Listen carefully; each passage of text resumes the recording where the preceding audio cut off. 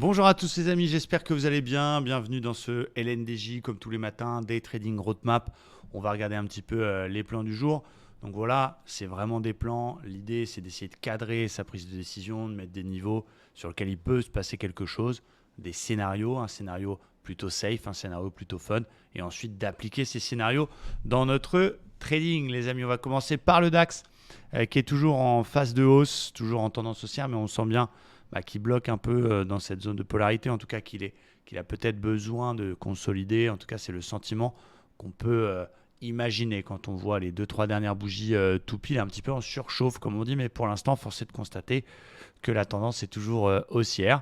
On a néanmoins une divergence 4 heures qui pourrait se valider dans quelques heures, dans 1h08 exactement. Bon, je ne la travaillerai pas directement parce que les div 4 heures, il faut rester longtemps en position, mais elle est intéressante. J'en ai conclu un plan. Pour l'instant, il est dans un petit range. C'est, on va dire, plan prudent, c'est de suivre la tendance, laisser faire la consolidation et attraper le DAX plus bas sur un niveau polarité intéressant vers les 14 700 qui sont aussi 61,8 de toute la baisse précédente daily. Donc un pullback sur un niveau important, moyenne mobile 20, ça sera un niveau intéressant. Toujours dans le sens de la tendance, il invalide la div, il casse les plus hauts, il casse le range. Il y a l'inflation qui va être publiée dans 9 minutes. Eh bien, ça peut être un signal d'entrée en position pour un achat suivi de tendance. Et les plus agressifs travailleront une sortie par le bas des 15 150. Ça veut dire que la div, elle se valide. On casse les plus bas, on retourne la tendance court terme et le flux intraday. Justement, petit short correctif pour aller chercher les 700 et voir ce qui se passe du côté des 700. Voilà, encore une fois, ça reste un plan très théorique. Moi, je ne traite pas beaucoup le DAX, je vais plutôt me concentrer sur les indices américains. Et on va commencer évidemment par le Dow Jones. Dow Jones, ouais, je m'amuse avec mes petits effets, mon petit stream deck. Dow Jones qui a calé sur son précédent plus haut. Retour peut-être sur la moyenne mobile 20. On a toujours la résistance qui avait été cassée pullbackée et cette petite dynamique haussière. Voilà, on sent qu'il veut corriger aussi un petit poil. Il y avait une div aussi baissière du côté du Dow Jones hier, difficile à travailler directement, mais qui donne une petite conso. Là, on est sur un niveau très important. Vous allez voir en 1 heure, mon plan, il est un peu technique. On est passé en flux baissier. Donc, priorité aux ventes intraday. Je vendrai si jamais on casse les plus bas et la zone des 34 000. Donc, on va dire 930. On casse, on vend, peut-être cassure d'OPR cet après-midi pour aller chercher l'ancien haut de range vers 33 600. On voit ce qui se passe dans 33 600. C'est un niveau important. S'il y a un beau signal, ça peut être un point d'entrée pour essayer de jouer un rebond. Si ça continue de baisser, qu'on casse le 61,8 de toute la hausse ici, eh bien, je peux travailler une vente pour aller chercher les 100%.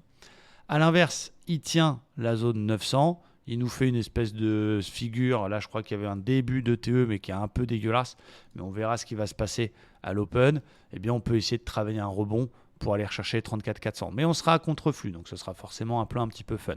Moi, je vais plutôt suivre le flux, attendre de voir ce qui va se passer sur les plus bas d'hier et sur la petite zone polarité un peu sous les 34 000. Si ça casse, je vends direction 33 600. C'est mon plan du côté du Dow Jones.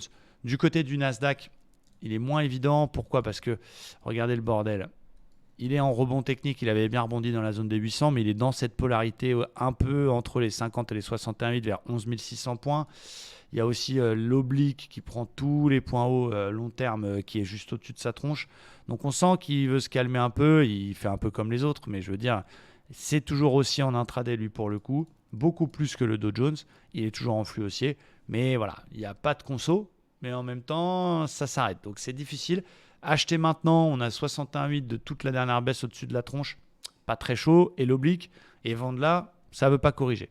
Donc je vais vraiment surveiller que les gros niveaux. En cas de conso, la zone 11 380, 11 400, et éventuellement voir ce qui se passe sur le 61,8 si j'ai vraiment une belle bulle ou quelque chose comme ça. Voilà les amis, j'espère que ça vous aide ces plans. J'ai décidé désormais de vous mettre la caméra. Alors d'habitude le matin j'ai les cheveux comme ça, mais bon, tant pis, nature peinture comme on dit. Et puis voilà, j'espère que ça vous rend le truc un petit peu vivant. Restez prudent, on a beaucoup de stats dans la journée. Là on a dans 5 minutes l'inflation en zone euro, on aura les prix à la production, on aura 2 membres du FOMC, la Fed, qui parleront, notamment Boulard à 15h30. Et ce soir, le livre beige, le beige book de la Fed publié à 20h. Donc ça va pulser, pas grand résultat au niveau des earnings. On n'a pas de grosses entreprises aujourd'hui. Mais bon, il risque d'avoir un peu de volatilité au vu des news. Donc prudence les amis. Merci à tous. très bonne journée et à très vite.